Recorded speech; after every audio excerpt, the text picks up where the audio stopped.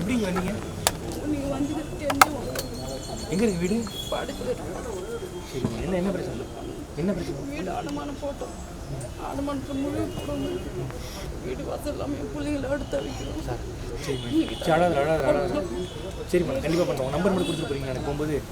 சரி பையன் வந்துக்கிறேன். சரிம்மா. சாப்பிட்டீங்களா? பரவாயில்லைங்க.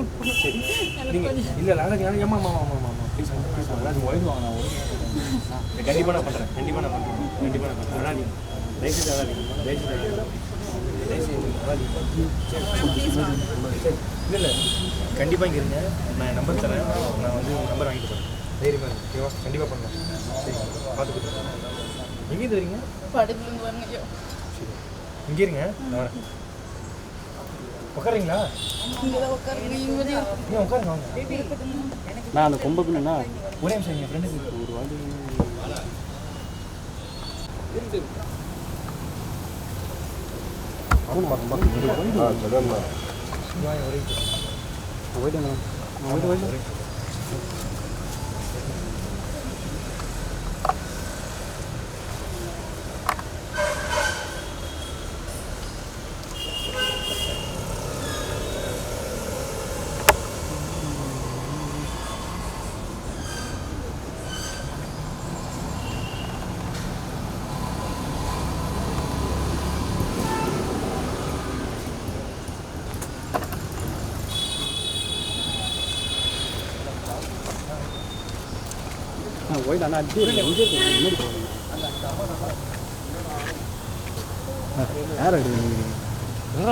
ஏன்னா மொத்த சீனியும் விட்டு இப்போ வந்து யாரை எத்துனது இன்னும்யா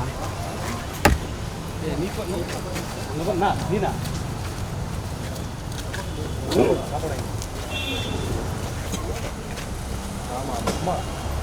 அவர் சாப்பாடு வாங்கி கொடுத்தாரு. சாப்பிடுங்க. ஒரு நம்பர் கொடுங்க. கண்டிப்பாக நான் பண்ணுறேன்.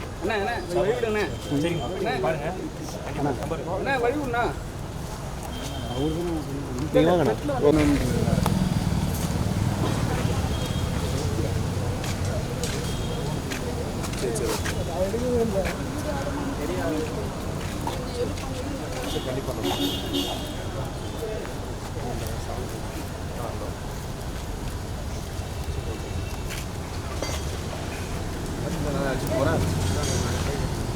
நானே அழைச்சிட்டு போகிறேன். இல்லை வாங்க உட்காரு. இல்லை நான் ஹோட்டலில் விட்டுறேன். இல்லை சாப்பிட்றேன். இல்லை வாங்க போகிறேன். என்ன திட்டுவாங்க சாப்பிட சரி உட்காரு.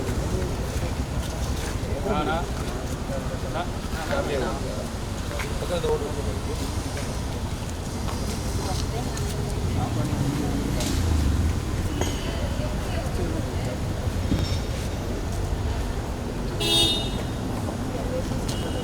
நீங்க வந்த உடனே ஒரு விஷயம் நடந்தது.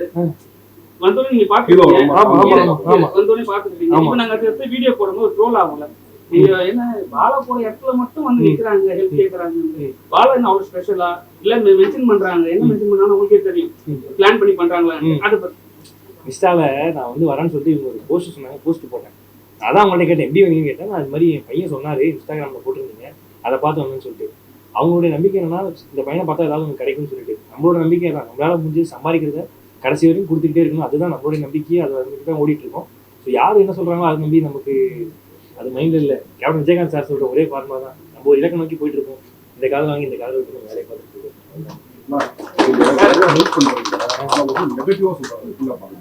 அது இன்ஸ்டாகிராம் ஃபேஸ்புக்கில் தான் நானும் பார்க்குறேன், எதுவும் சொல்கிறாங்க. ஸோ நம்ம அதை பற்றி அது மைண்டில் எடுத்துக்கூடாதுங்க. ஃபார் எக்ஸாம்பிள் வந்து பிரியாணி சாப்பிட்ணும்னா அது கொஞ்சம் ஏலக்காய் இருக்கும், அதை எடுத்து போட்டு சாப்பிடணும். பட் அது இல்லாமல் சாப்பிட முடியாது பிரியாணி. ஸோ அப்படிதான் எப்பவுமே வந்து ஹெல்ப் பண்றேன்னு சொல்லிட்டு நான் பார்த்து கேமரா முன்னாடி ஹெல்ப் பண்ணு சொல்லுவாங்க, அதுக்கப்புறம் வந்து அனுப்பி விட்டுருவாங்க. ஆனா நீங்க என்ன பண்றீங்கன்னா கூட கூப்பிட்டு உங்க டிரைவரோ சம்திங் யார் ஃப்ரெண்ட்கிட்ட போயிட்டு இன்ட்ரோடியூஸ் பண்ணி நம்பர் வாங்கி சொல்லி அவங்க சாப்பாடு இருக்கிறதெல்லாம் ஒரு பிளான் பண்ணுவீங்க. அது என்ன பிளான்டா டோட்டலாவே இல்ல வந்து உங்க என்னால வந்து இப்பத்தி ஹெல்ப் பண்ண முடியாது அப்பமா ஹெல்ப் பண்றேன்னு விட்டுறாங்க? பிளானே எதுவுமே கிடையாது. இல்ல என்ன இப்ப வந்து கேக்குறாங்க, இப்ப நீங்க ஈவென்ட் வந்து ஆகும் அந்த டைம்காக நான் கேட்குறேன். இல்ல வந்தாங்க, நான் இங்க இல்லைன்னா நான் போய் அவங்க சாப்பாடு வாங்கி கொடுத்துருப்பேன். அவங்க சாப்பிடவே இல்லைன்னு காலைல வந்து சொல்றாங்க, என்னால சாப்பிடலன்னு அதான் சாப்பாடு வாங்கி கொடுப்போம். இது பேசிக். இது நம்ம ஒன்றும் பெருசா பண்ணிடல, முடிஞ்சதை பண்றோம், அவ்வளவுதான். ட்ரோல் பண்றது என்ன சொல்றாங்க? உங்களுக்கு பதில் சொல்ல அவங்க வேலை இது, நம்ம வேலை இது. நம்ம வேலை நம்ம பார்ப்போம், அவங்க வேலை நம்ம பார்க்கணும். அடுத்த கட்ட படப்பிடிப்பு ஆமா, நான் அடுத்து வேலைக்கு போயிட்டு இருக்கேன். கூடிய சீக்கிரம் உங்க எல்லாருடைய அன்பு ஆதரவு வேணும். அந்த 2026ல உங்களுக்கு மாற்றம் வருமா, நம்ம நாட்டுக்கு மாற்றம் வருமா, மாற்றம் வருமா, ஆனா மூணுக்கும் சேர்த்து மாற்றம் வருமா? ஆனா இது நல்ல மீட்டிங் தலைவர். இதுக்கு நான் என்ன பதில் சொல்றது, எனக்கு தான் அது சொல்ற அளவுக்கு எனக்கு அறிவு இல்ல, தகுதி இல்ல. நான் சும்மா நார்மலா சொல்லுங்களேன். பாலா, இப்ப நீங்க வந்து எப்ப வர போறீங்க? ஏன்னா திடீர்னு பாலா வந்து நாங்க கேபி பாலா பார்க்கும்போது வேற மாதிரி இருந்தாரு, இப்ப வந்து ரொம்ப பாலிஷா பல அப்படியே சொல்றீங்க இல்லன்றீங்களா? என்ன கேட்கலாமே? நான் சொல்லிட்டேன் வந்தோடனே அவரும் மேக்கப் போடுவாங்க, எல்லாரும் மேக்கப் தானே போடுவாங்க ப்ரோ, எல்லாருமே போடுவாங்க. ஆமா, எப்ப வர போறீங்க?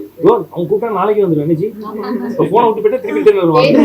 இவங்களுக்கு தான் இது பேஸ் ஃப்ரீஸ் ஆகும், எனி டைம் வரும். கண்டிப்பா நம்ம கடை நாங்க எல்லாம் ஃபேமிலி. கண்டிப்பா உங்கள்கிட்ட ஹெல்ப் பண்றது, ஹெல்ப் வைக்கிறோம், அவங்க ரீச் பண்ணணும். ஈஸியா ரீச் பண்ணலாம். பாருங்க இந்த கடை வந்திருக்கேன், இங்க வராங்க, ரொம்ப ஈஸியா பாக்கலாம். எனக்கே ஒரு ஆள் போன் கேட்டாரு, ஆமா நம்ம ரீச் ஆகுது அதால கேட்கிறேன். அப்படியா? இல்ல எனக்கு ரீச் பண்ணல, ஈஸியா ரீச் பண்ணலாம். ஸோ இங்க பத்திரிகைகள் அவ்வளோ நல்லா இருக்காங்க, ஸோ அவங்க மூலியமா கூட ரீச் பண்ணலாம். ரொம்ப ஈஸியா அவைலபிளான இல்லை, ரொம்ப ஈஸியா ரீச் பண்ணலாம்.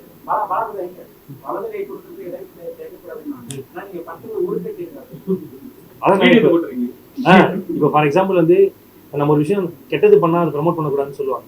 அதை பார்த்து 4 பேர் பண்ணணும்னு சொல்லிட்டு நம்மளோட ஐடியா. ஃபார் எக்ஸாம்பிள் நான் ஒரு காலேஜ் நிறைய இடத்துல சொல்லியிருக்கேன், நான் ஒரு பசங்களுக்கு ஃபீஸ் கட்டுறேன் அப்படின்னா அதை பார்த்துட்டு தமிழ்நாட்டில் கிட்ட 8 காலேஜில் ஒவ்வொரு காலேஜுக்கு 13 லட்ச ரூபா வீதம் 27 பசங்களுக்கு வந்து ஃப்ரீயாக படிக்க வைக்கிறாங்க. காரணம் உங்களை பார்த்தான்னு சொன்னாங்க.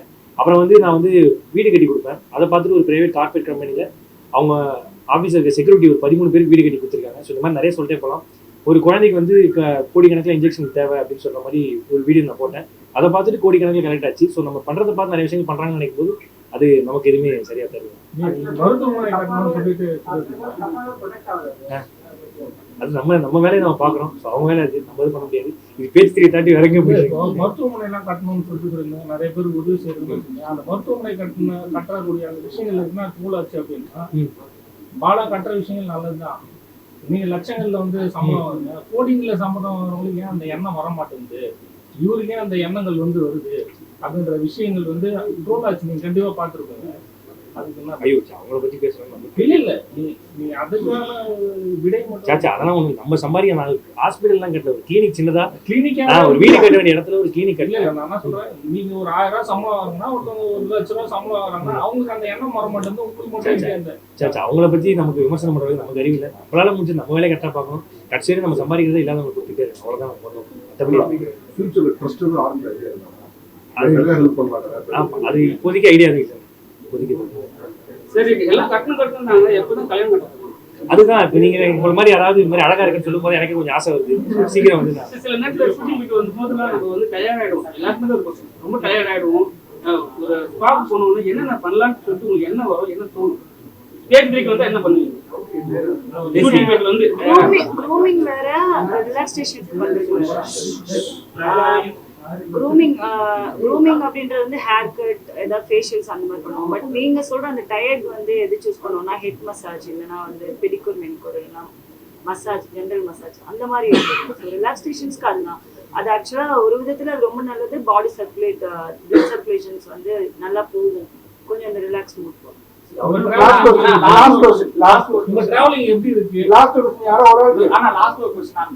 இன்ஸ்டாகிராம்ல 3 நாள் முன்னாடி ஒரு ட்ரோல் பார்த்தோம். பையன் போட்டிருக்கான், ஆனா நீங்க இவ்வளவு எல்லாத்துக்கும் ஹெல்ப் பண்றீங்க, நம்ம கட்சியில வந்து ஜாயின் பண்ணிருக்கா, சேர்ந்து நம்ம எல்லாரும் ஹெல்ப் பண்ணுவோம்னு சொல்லியிருக்கான். உங்களுக்கு ரிப்ளை என்னன்னா? அரசியல் தெரியாது, அறிவு இல்லை. கடைசி வரைக்கும் நம்ம வேலை சம்பாதிக்கிறது நம்ம கடைசி உதவி இது செஞ்சு அவுட் ஆஃப் கொஸ்டின் தான் உங்களுக்கு எல்லாருக்குமே தான். என்னன்னா இப்ப நீங்க பாத்தீங்கன்னா சோசியல் மீடியாவும் சரி, நம்ம பிக் பாஸ் ஒரு பெரிய ஆக்டர் வந்து ரோஸ் பண்ணிருக்காரு. ஆனா வந்து இப்ப நேற்று கூட பாத்துருப்பீங்க, அவர் பேச்சு கூட மதிக்காம ஒரு விஷயம் பண்றாங்க. நீங்க பிக் பாஸ் பேசுறீங்க கூட வந்து உங்க ஹஸ்பண்டும் போயிருக்காரு சரிங்களா, 2 பேரும் ஒன்னா போகும்போது எவ்வளவு சப்போர்ட் இருக்கும், எவ்வளவு சப்போர்ட் இருக்கும். இப்போ ஒரு பெரிய ஆக்டரை வந்து மதிக்காம ஒரு விஷயம் பண்றாங்க, பிக் பாஸ் வந்து மதிக்க மாட்டாங்க. அதை பத்தி அவங்க கருத்து நம்ம சொல்றீங்கன்னா நீங்க பிக் பாஸ் போனாலும் உங்களுக்கு தான் உள்ள ஆக்சுவலா ஒரு ஸ்ட்ரெஸ் இருக்கும் ப்ரோ. எல்லா கண்டஸ்டன்ட்லயும் ஸ்ட்ரெஸ் இருக்கும். பிகாஸ் அதுல என்டர்டைன்மெண்ட்ஸ் கிடையாது, ஒரு போன் கிடையாது. எல்லா இவங்க கிட்ட பேசுறது உண்மையா இவங்க மனசுக்குள்ள வச்சுப்பாங்களா இல்ல 4 பேர்ட்ட சொல்லுவாங்க உள்ள நம்ம ஜட்ஜ் பண்ண முடியாது. But what ever it is, அதை பார்த்து ஒருத்தவங்க சொல்லும் போது அதை கொஞ்சம் அமைதியா கேட்டு அந்த பிளே எடுத்துட்டு போறது, அது ஒரு மெச்சூரிட்டி.